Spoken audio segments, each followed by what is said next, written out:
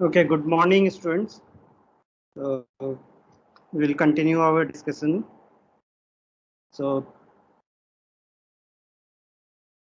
yeah, for the tutorial class, so the tutorials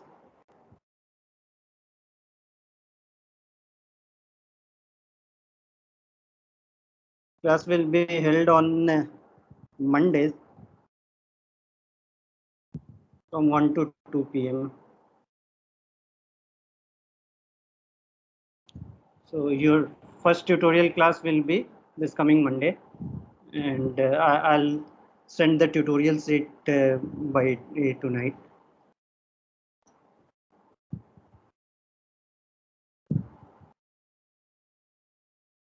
So, we were discussing about the norm linear space of all bounded linear operator from x to y, and we saw that bxy is a norm linear space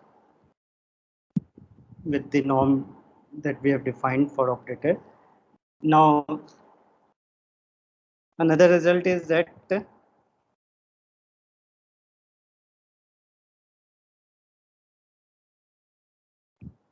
let x and y be norm linear spaces.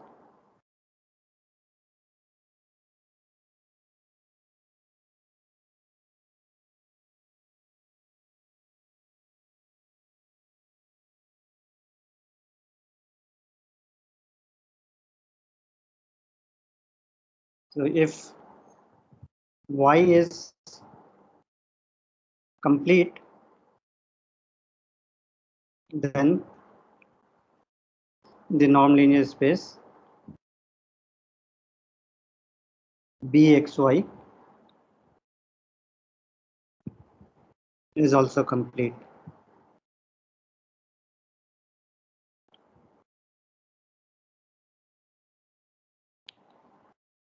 Let's try to prove this. So note that x need not be complete. So if you only assume that y is a Banach space and x is any norm linear space, then bxy will be a Banach space. So to prove this, we have to show that every Cauchy sequence in bxy converges. So suppose we take any Cauchy sequence. So let Tn be a Cauchy sequence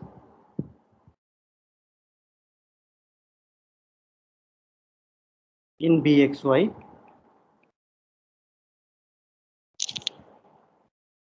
Then we have to prove that this Tn will converge to a bounded linear operator T. First, we have to think how we can define the limiting operator T, and then we have to show that it is actually a bounded linear operator, and this Tn will converge to T. So, if we have any Cauchy sequence, then by definition, given greater than For 0. every fixed x, like if we fix an x, then t and x will be Cauchy. Right, exactly. So that is the idea that for any x in x, we will see that T and x will be a Cauchy sequence, and therefore, and that is a Cauchy sequence in y, and therefore it must converge to some point in y. So that is how we will define T of x. So given epsilon greater than 0, there exists natural number capital N such that norm of Tn minus Tm is less than epsilon for all nm bigger than equal to capital N.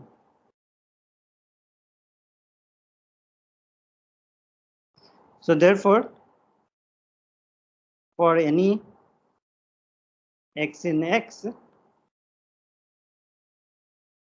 if we look at norm of Tnx minus Tmx, we know that this is less than equal to norm of Tn minus Tm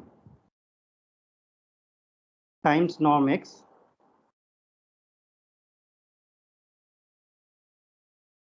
and this is less than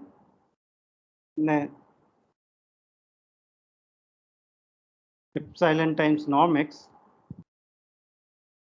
So in fact, if you want to show that Tnx is a Cauchy sequence, then you have to make this less than any given epsilon prime. So you can choose epsilon equal to epsilon prime by norm x if x is non-zero. If x is 0, then of course this is equal to 0. So this is true for all nm bigger than or equal to capital N. So it follows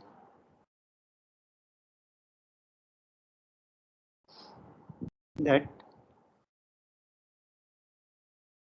Tnx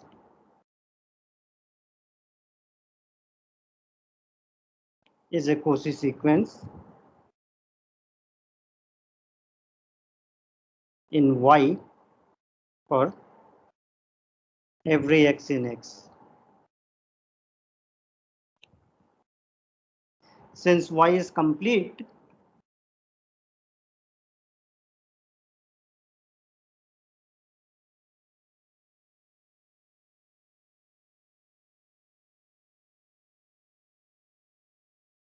this Tnx converges to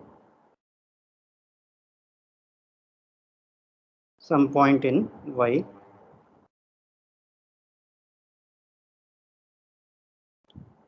So we define T from X to Y by T of X is equal to limit of Tn of X. Right. So now this is a well-defined map.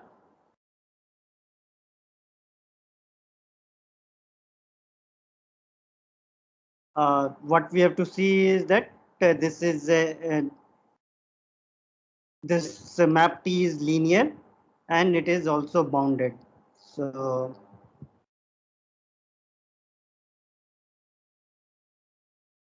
if we take any say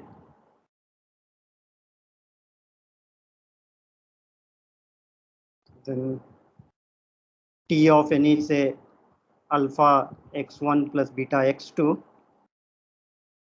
this by definition is limit of Tn of alpha x1 plus beta x2.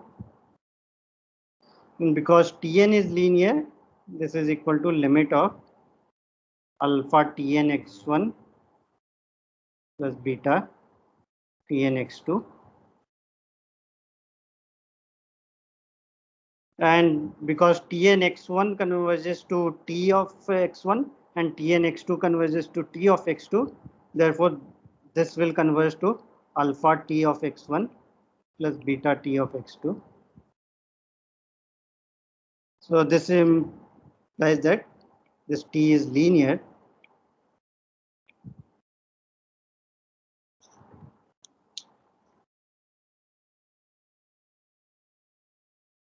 Also, we have to see that T is bounded.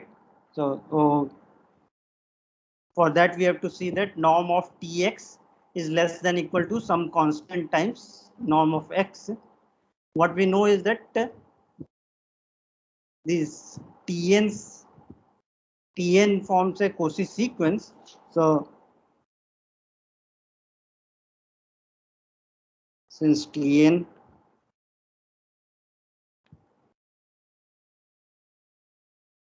is a Cauchy sequence,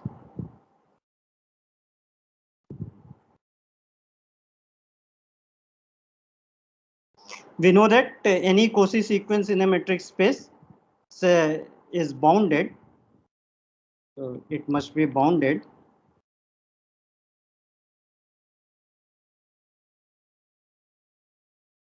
Therefore, there exists some m greater than 0 such that norm of Tn is less than equal to m for all n.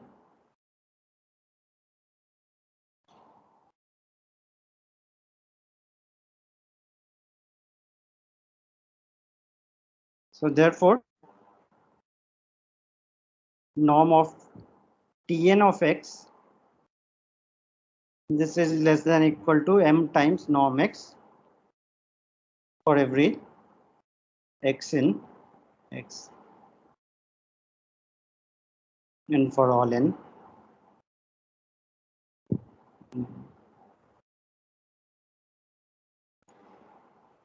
So norm of Tnx is less than equal to m times norm x. So if we take limit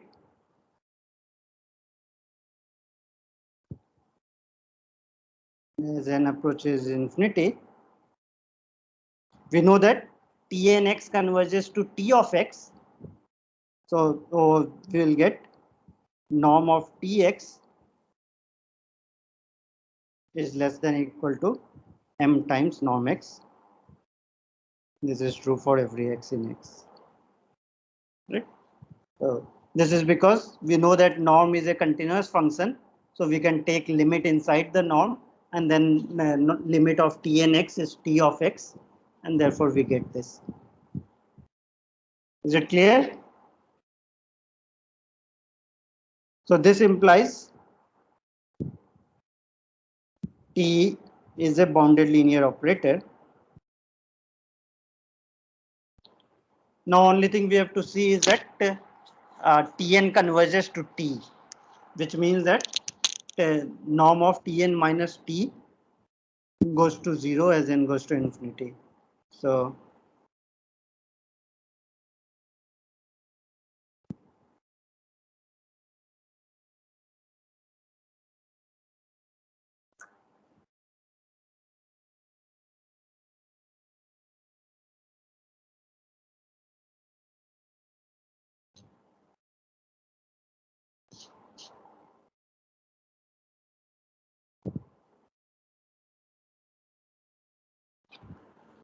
I think the display has stopped. So let me see.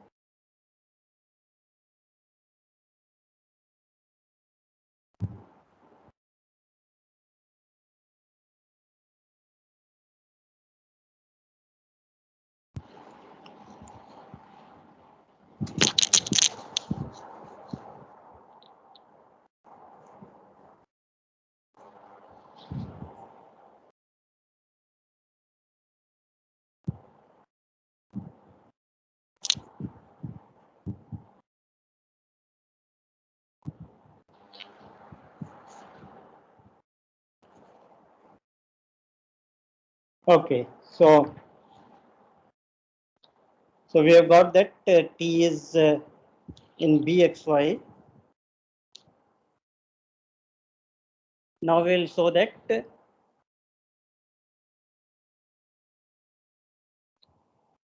claim is norm of Tn minus T. This goes to 0 as n goes to infinity, which will imply that the sequence Tn converges to T. So this is again easy. So for this we have to make this norm to be less than epsilon for n large enough. So let epsilon greater than 0 be given.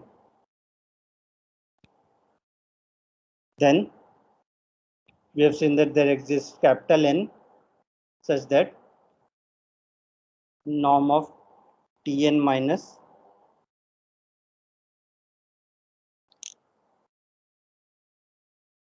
so let's write the norm of Tn of x minus Tm of x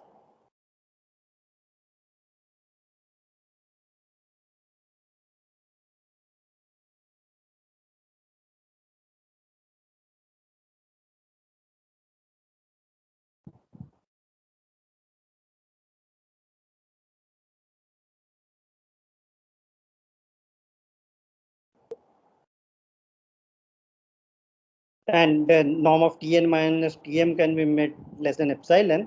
So this is less than epsilon times norm x for all Nm bigger than equal to capital N.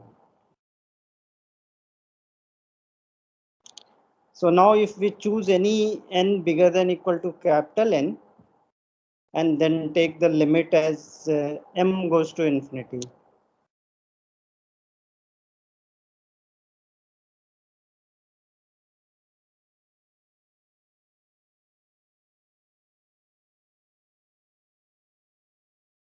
So in fact, I can take this x in the unit ball only. So then I can write this as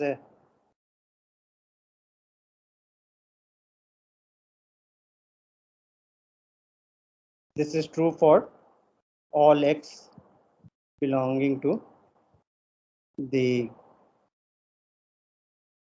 closed unit ball of x. So in B of x, and norm Tn minus Tm can be made less than epsilon. So therefore,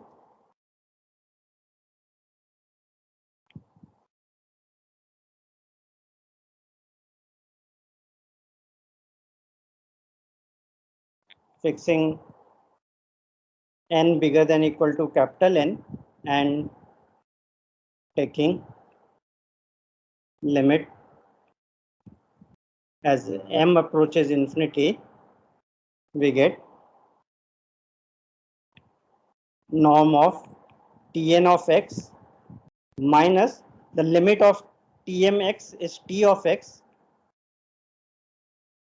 and this will be less than equal to epsilon for all x in Bx,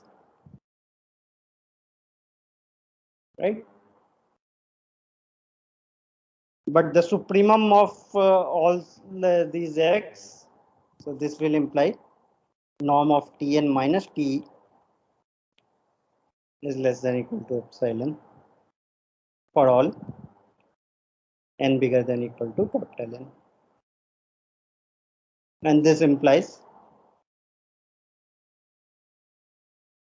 T converges to T.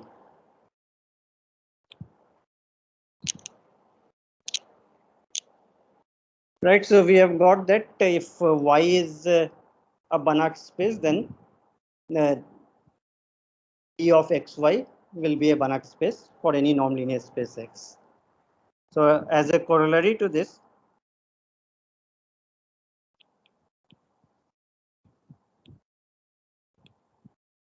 we get that the dual for any Banach space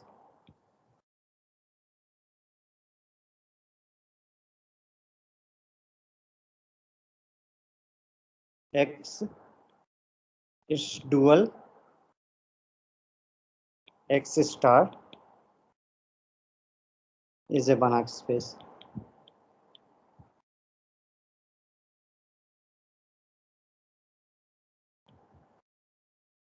So this is because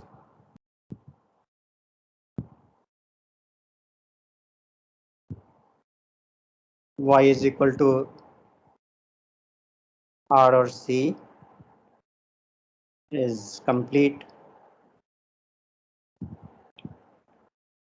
X star equal to B of, sorry, I don't even need X to be Banach space. So I should say that for any non-linear space,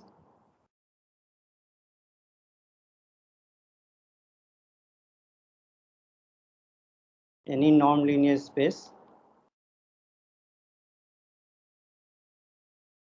X, its dual is a Banach space. So this Bx Y is complete.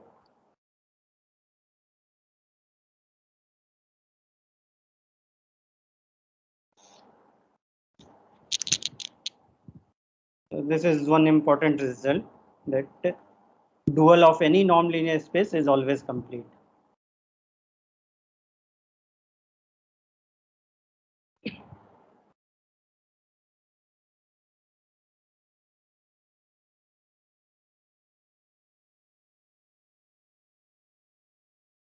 Okay, so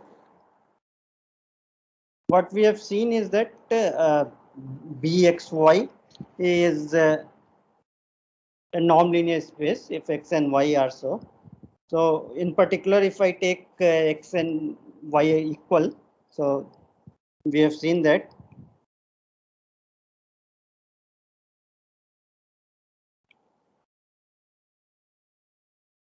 B of X is a non-linear space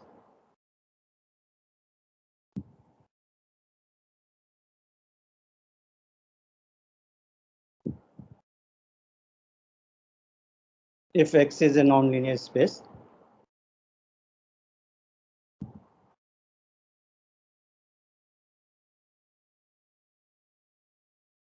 Also, Bx is a Banach space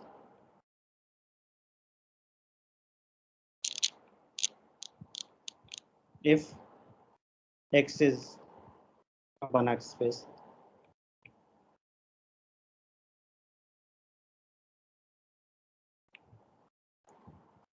This is again a particular case of the previous one, because here we are taking bonded linear operator from X to X. So if X is complete, then Bx is also complete. Uh, so that means that B of X is a vector space, and we can define a norm, and it becomes a complete norm linear space. So on B of X, we have addition and scalar multiplication. So we have vector space operation. There is another operation which can be defined on B of X. So note that.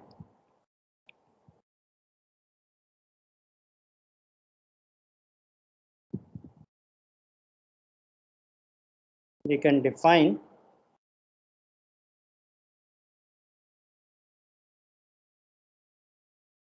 a multiplication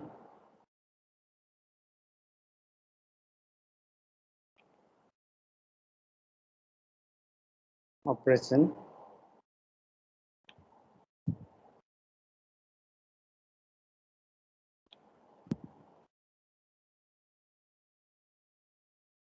on B of X. So what is this multiplication? So this is just composition. So if we have if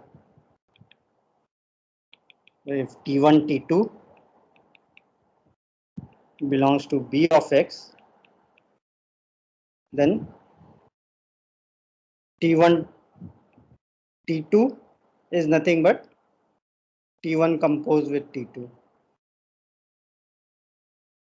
This is composition.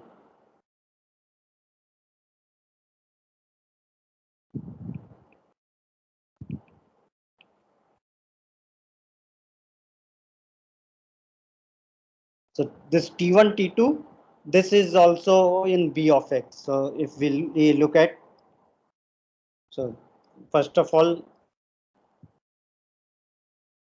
clearly T1, T2 is linear. So composition of any two linear transformation will again be linear transformation. Also, if we look at T1, T2 of X norm, so this is equal to T1 of T2X, which is less than equal to, because T1 is the bounded linear operator, this is less than equal to norm T1 times norm T2 of X. And T2 is again a bounded linear operator, so this is less than equal to norm T1 times norm T2 times norm X. So therefore, T1, T2 is a bounded linear operator, and we get that norm of T1, T2 is less than equal to norm T1 times norm T2.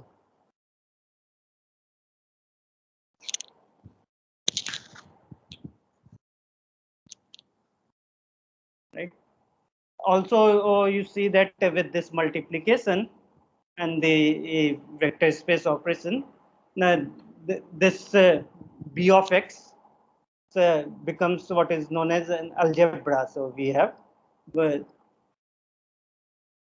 addition, scalar multiplication, and also multiplication defined on this, and it satisfies all the property of algebra. For example, you have distributive law. So if you take T1 times T2 plus T3, that is same thing as T1 T2 plus T1 T3, and other properties of algebra are also satisfied. And this is one property that if we take the norm of product of two element here, then it is less than equal to product of the norm. So this is called less, that this norm is the submultiplicative norm on Bx is submultiplicative.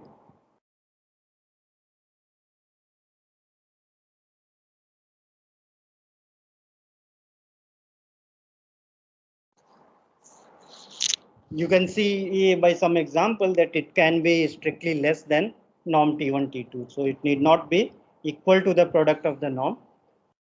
And we have the identity operator on Bx, which acts as multiplicative identity on this.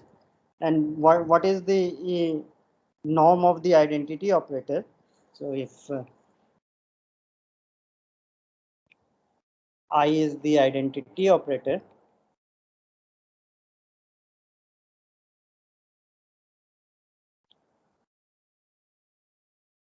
then it is easy to see that norm of I is equal to 1. So norm of the multiplicative identity is equal to 1. So this is actually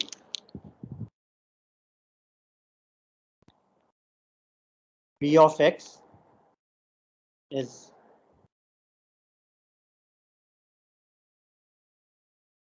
what is known as a Banach algebra.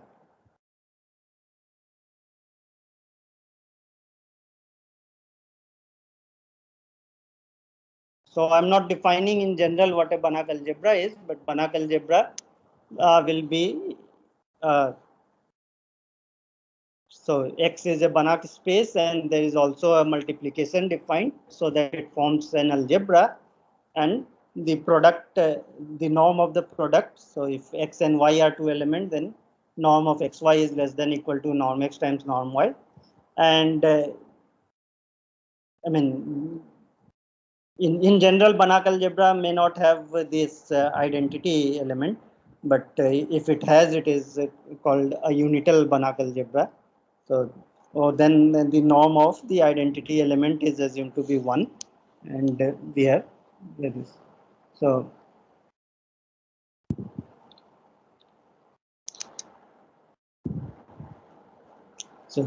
here the X is assumed to be a Banach space. So, yeah, X is a Banach space.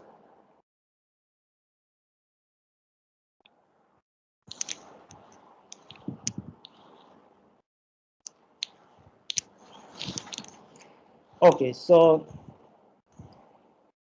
next we will try to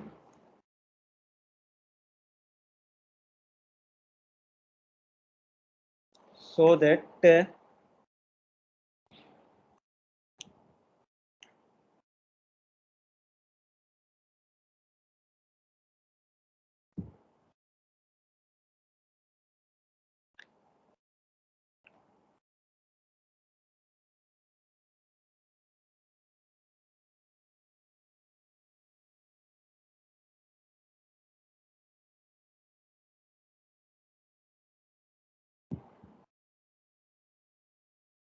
sir आवाज नहीं आ रही आपको? yeah, so let me next define what we mean by two norms being equivalent. So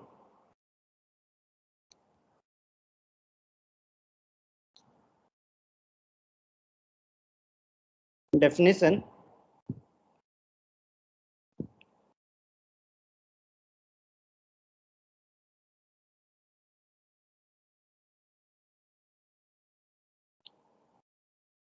two norms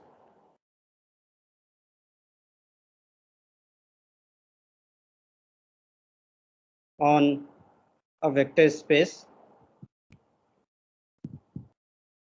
X are said to be equivalent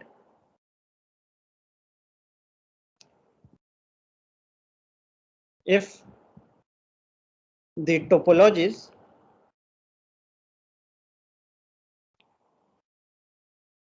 induced by them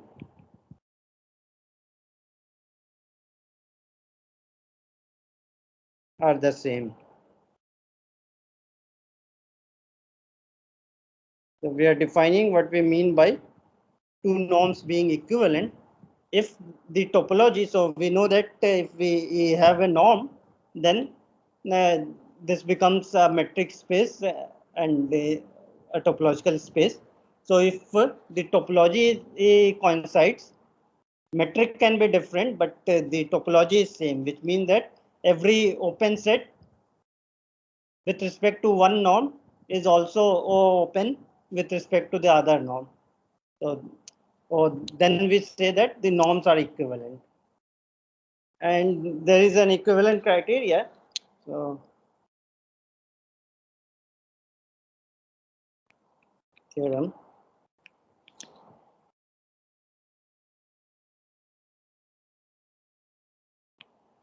Let X be a vector space and let norm 1 and norm 2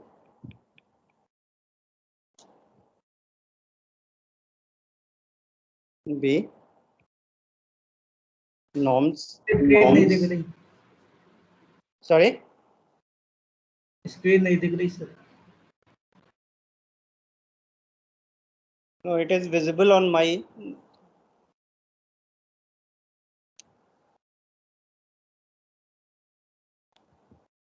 Is it visible to others? Yes sir. You may be having an internet connection problem. So suppose X is a vector space and norm 1 and norm 2 are two norms on X, then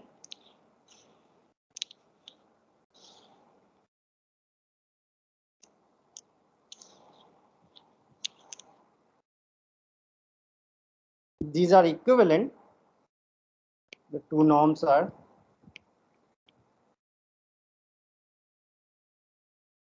equivalent if and only if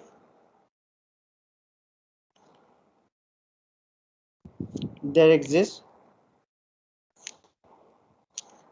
constants C1 greater than 0 and C2 greater than 0 such that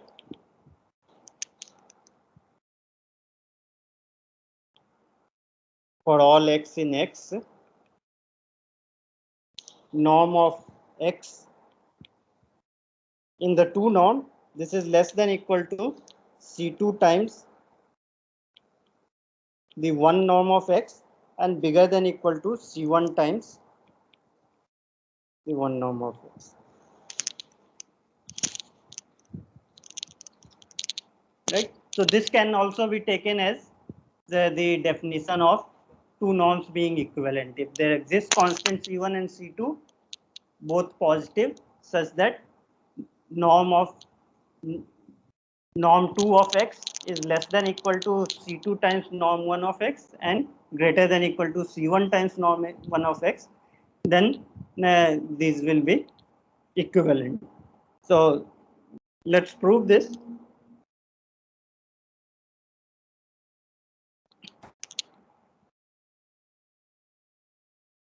So what is the meaning of the topologies induced by norm being equivalent? So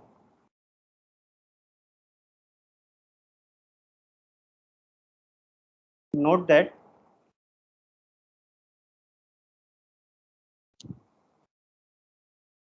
the topologies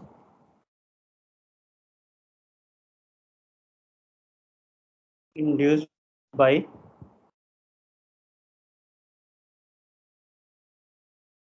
norm 1 and norm 2 coincide if and only if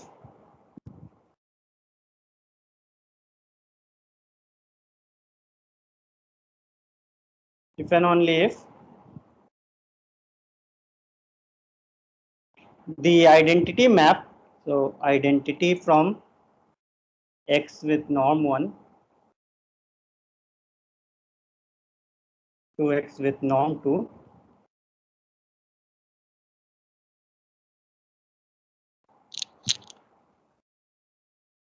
is an isomorphism.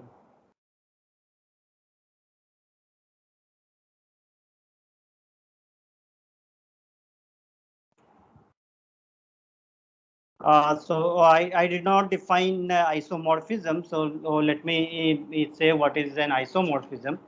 So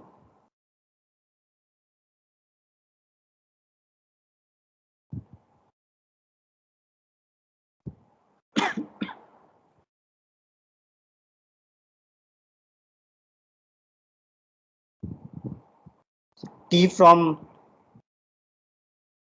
X to Y is said to be an isomorphism if T is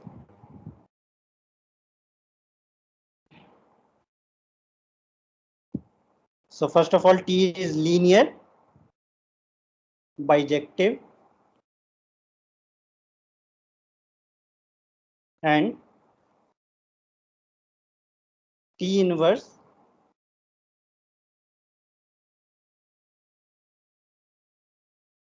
also I should say T is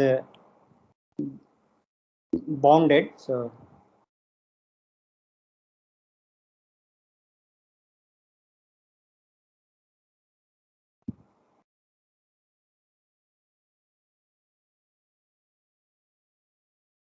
and T inverse is bounded.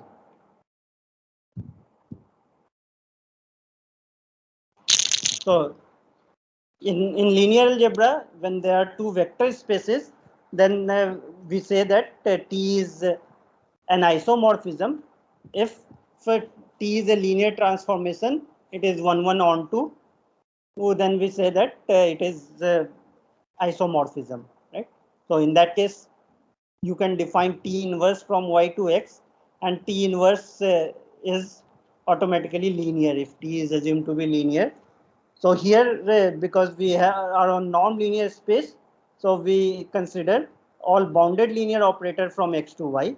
So a bounded linear operator from X to Y is said to be an isomorphism if it is 1 1 onto and T inverse is also bounded.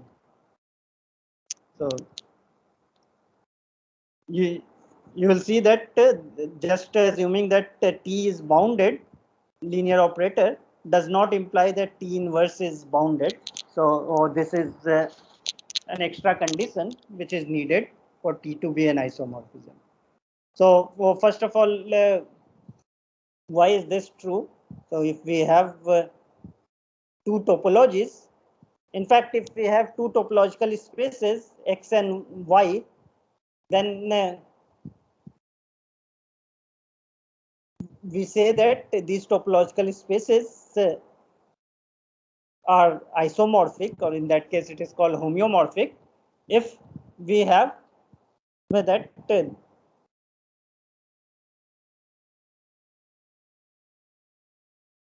there should be a homeomorphism from X to Y, right? So it should be a continuous map, and the inverse is also continuous. So in this case, we have the same space, but have two different norms. So there is one topology on this X and another topology given by a norm 2 on X. So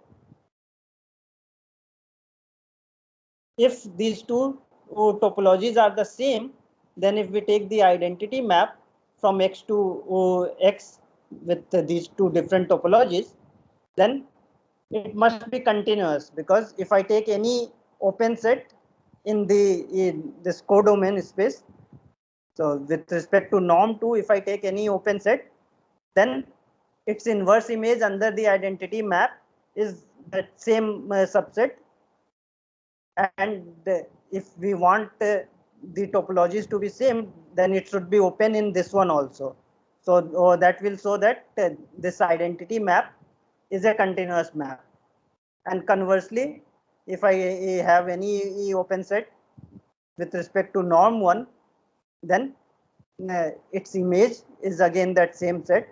So it should be open here. So if the two topologies are same, then the identity map must be an isomorphism. And if this identity map is an isomorphism, then again, if I take any open set with respect to two norm, then its inverse image under identity map is that set. So it must be open with respect to one norm also, and vice versa. So this is very simple. Now, what is the meaning of this identity map being a bounded linear operator? So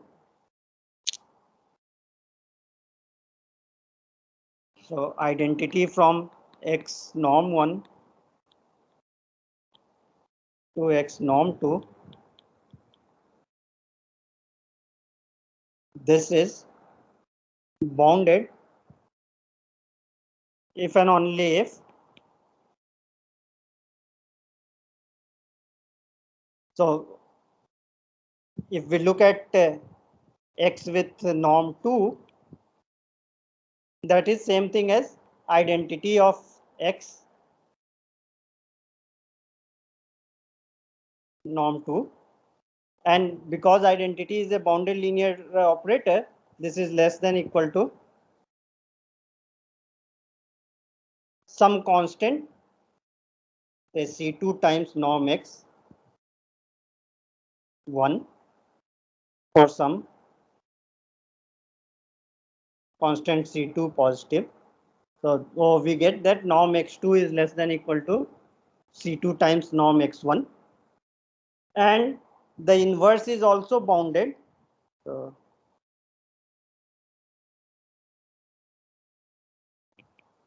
I inverse from x2 norm 1 to x2 norm 2. This is bounded. This is if and only if. If we look at norm of x1, this is I inverse of x norm 1. So this has to be less than equal to some C1 times norm of x2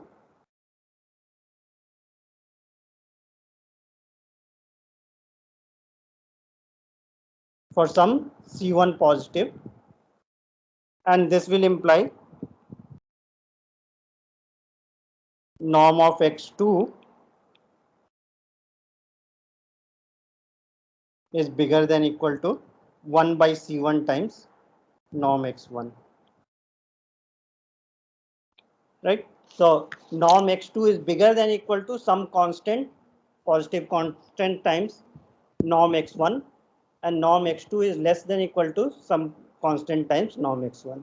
So I inverse should become sorry, norm 2 to norm 1. So, I inverse will be a map from norm 2 to norm 1. yeah, norm 2 to norm 1, right?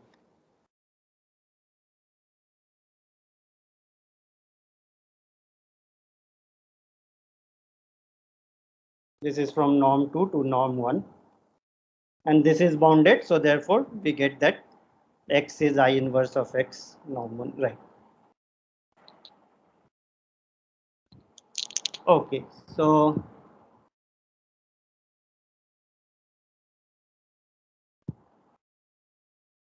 let's see an example.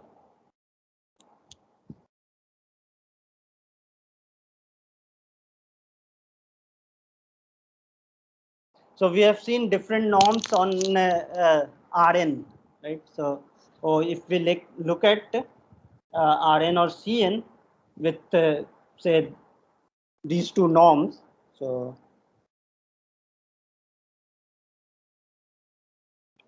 norm 1 and norm infinity are equivalent on Rn or Cn.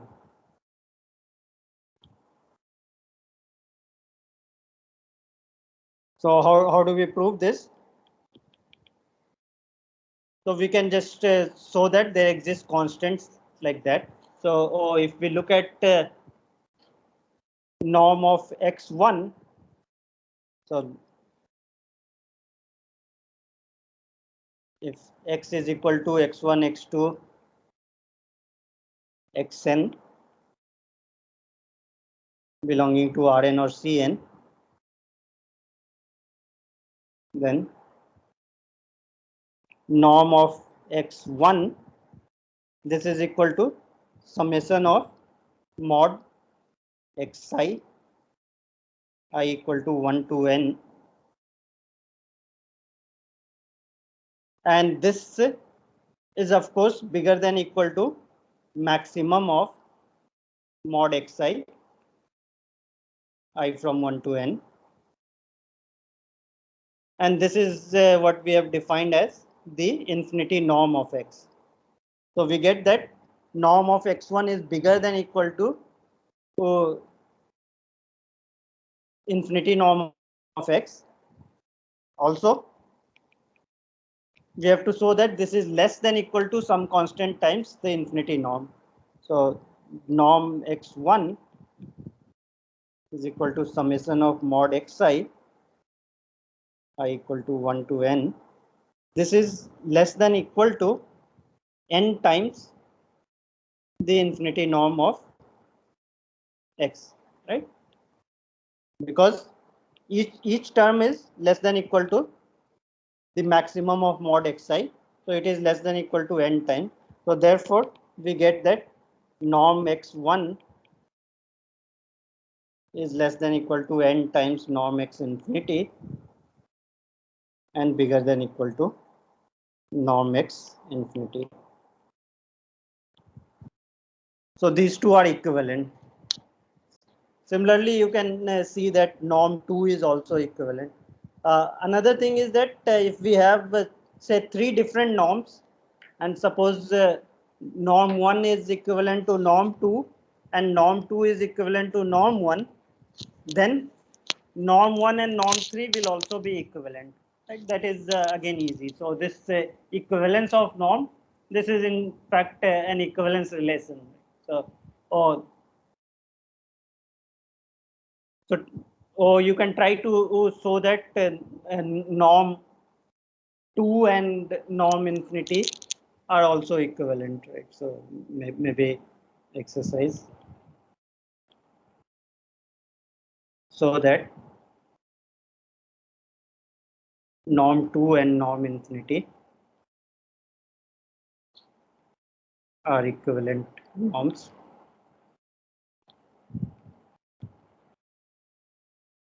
on Rn or Cn. So note that all these things I am saying on this finite dimensional space Rn or Cn. It's not on the sequence space LP. So on that they will not be equivalent. So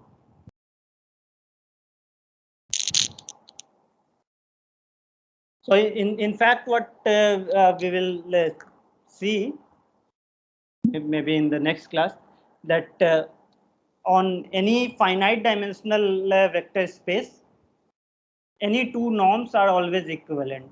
So after we have done that, then all these things are corollary, that if we take any two norms on Rn, then they must be equivalent. Right? So we will show that any two norms on a finite dimensional norm on a finite dimensional vector space, they are always equivalent. So before doing that,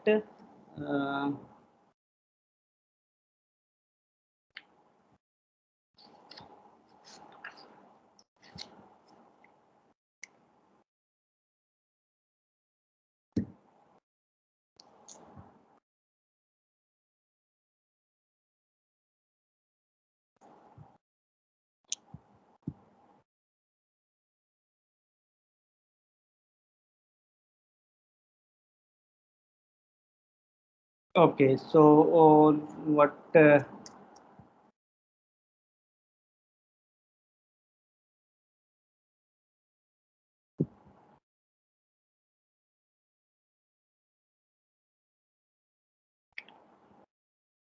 let me show this.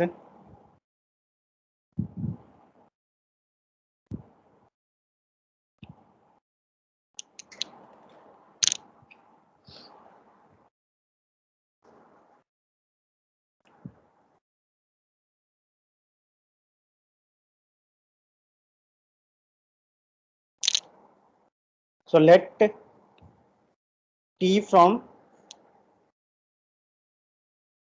Rn with norm 1 to R with Rn with some norm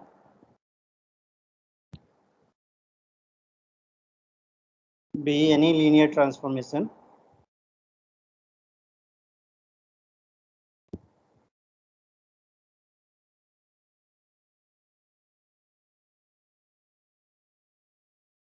where norm 1, you know what it is, and this norm is any given norm on Rn, then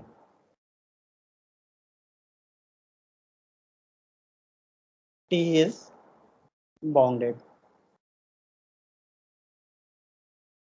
or equivalently T is continuous. So any linear transformation from this In fact, after we have proved the general result, if we take any two norms, then it must be A equivalent. But here I am taking this one norm and this. So here again, norm x1 is summation of mod xi I equal to 1 to n.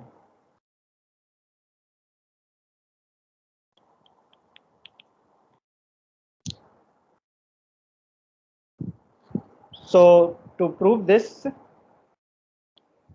if we have any t, yeah, so I have to prove that this is bounded. So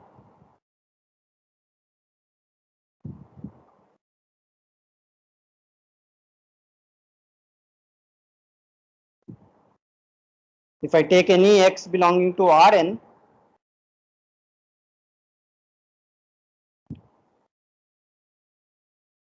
x is equal to summation of xi times ei I equal to 1 to n, where this ei is the standard basis vector. So ei is equal to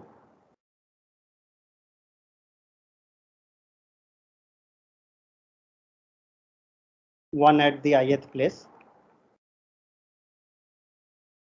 and all other 0. So then t of x will be equal to summation of xi tei I equal to 1 to n, because t is linear. So norm of tx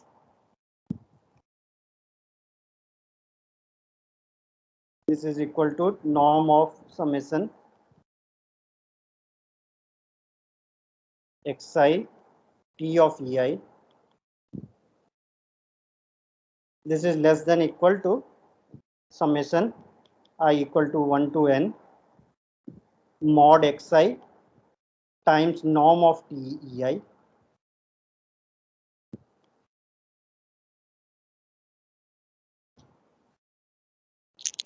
So we have te1, te2, ten. So we can write this as less than equal to maximum of norm tei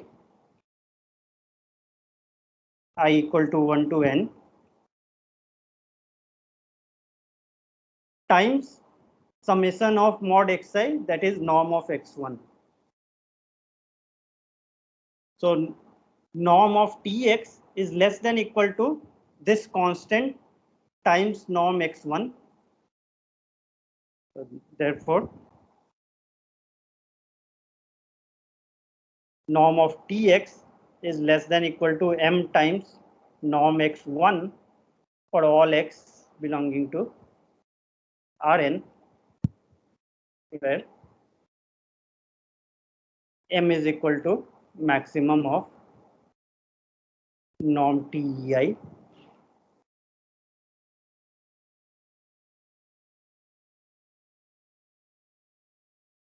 So this is a constant, and this by definition implies that t is a bounded operator.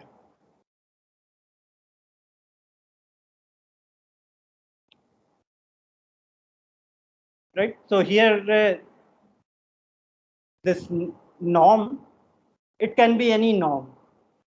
In particular, if you take 2 norm or infinity norm on the right hand side, then this will be any linear transformation will be a continuous linear transformation.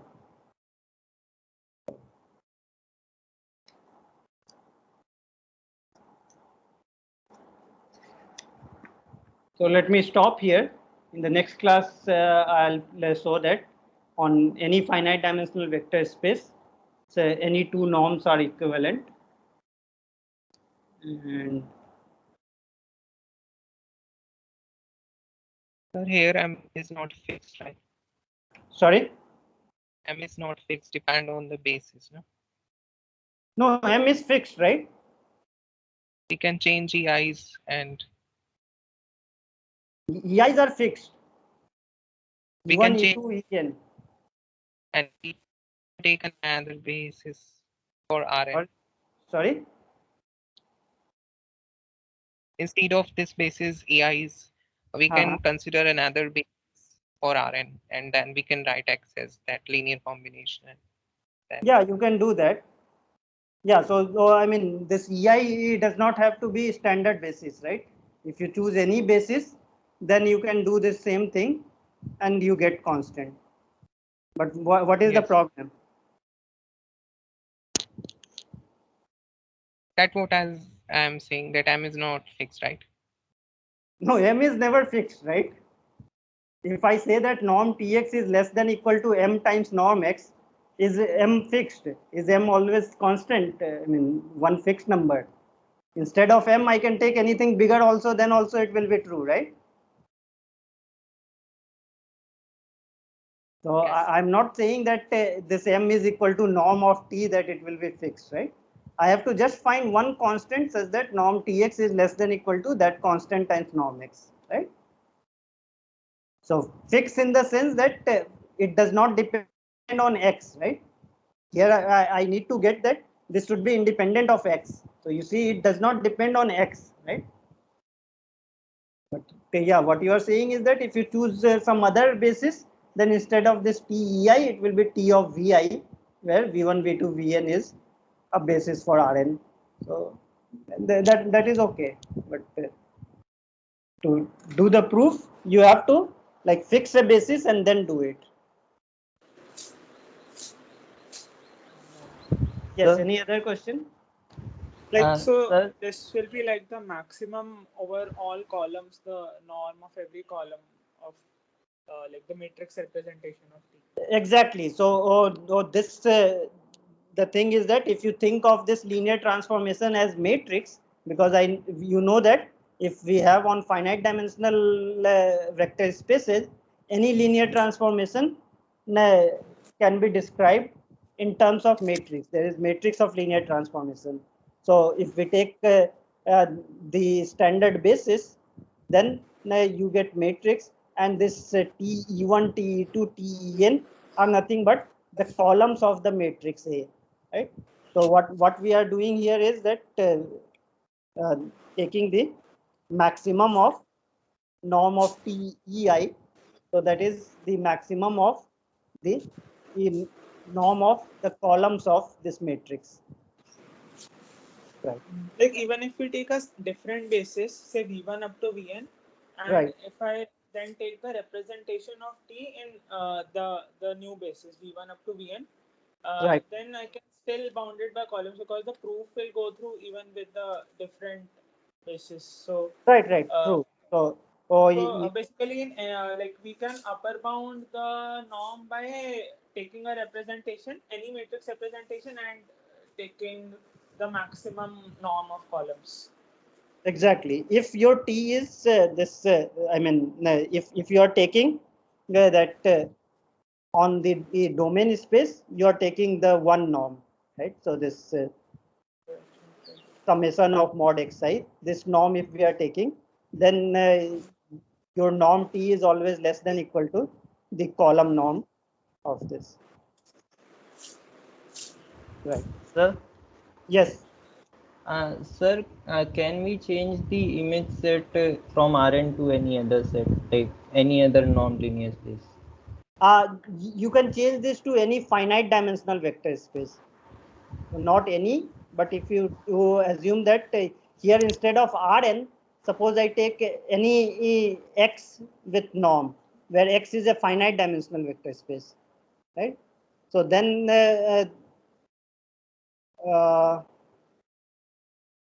okay, here because on the domain space I am taking finite dimensional, then of course the range will be finite dimensional only.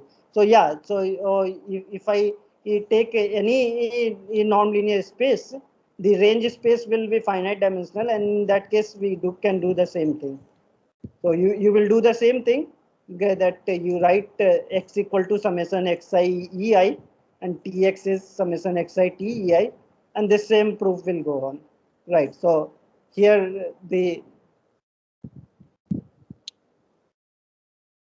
right hand side, it can be any vector space. Okay, sir. So yeah, maybe let's write this as remark.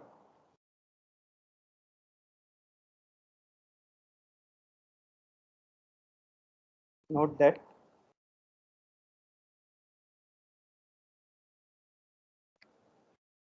the above lemma is true if we take T from Rn with norm 1 to X with norm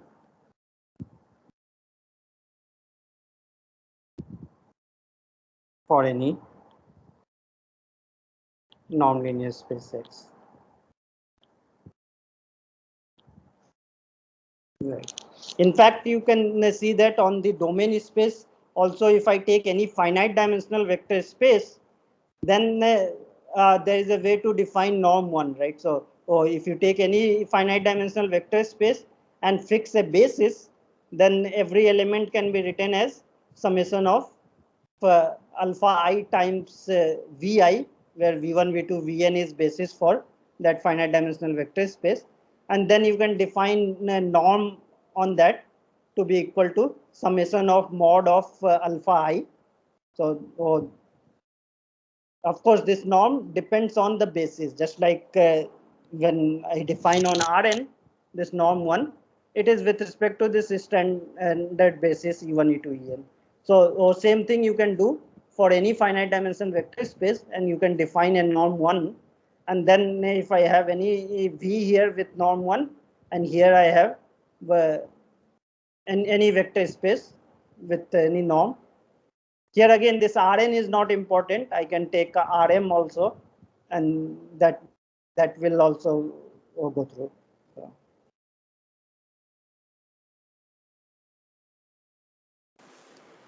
Okay, Sir, so in this case, yeah, I think this capital M will turn out to be the norm exactly, because if I choose my x to be 0 everywhere, but it's 1 in the index where norm ti is maximum. So I choose I where norm ti is maximum, and I put a right. 1 there and 0 at all other positions. Now I compute norm tx. So norm tx will just be xi times norm of xi times ti, because all the other x days are 0, and that will be, so xi is also 1, so it's just norm tei, which is capital M itself.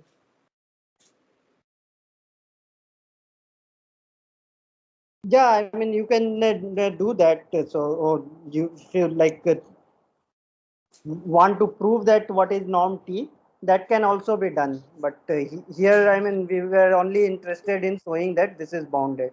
I mean, you will see Yeah. why I have written this lemma. So basically, what I want to show is that so you know that on Rn, when we take the usual metric or the usual topology, then we have a characterization of compact subset, right? It's a subset is compact if and only if it is closed and bounded. So this is true if we take the Euclidean space Rn.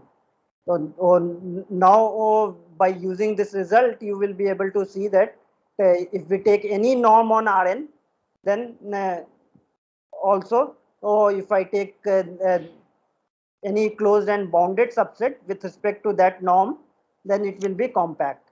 So in particular, the closed unit ball is compact in any finite dimensional, and then you will see that we can replace this Rn by any finite dimensional vector space, and still I can say that same thing. So that is something, and the, we will also show that this actually is true only for finite dimensional. So on infinite dimensional, the closed unit ball cannot be compact. So that is again one important result that we will prove later. that norm-linear space is compact. A norm-linear space is finite dimensional if and only if the closed unit ball is compact in that.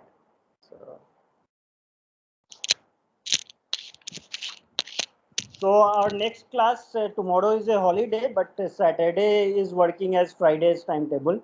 So our next class will be on Saturday at 11 o'clock.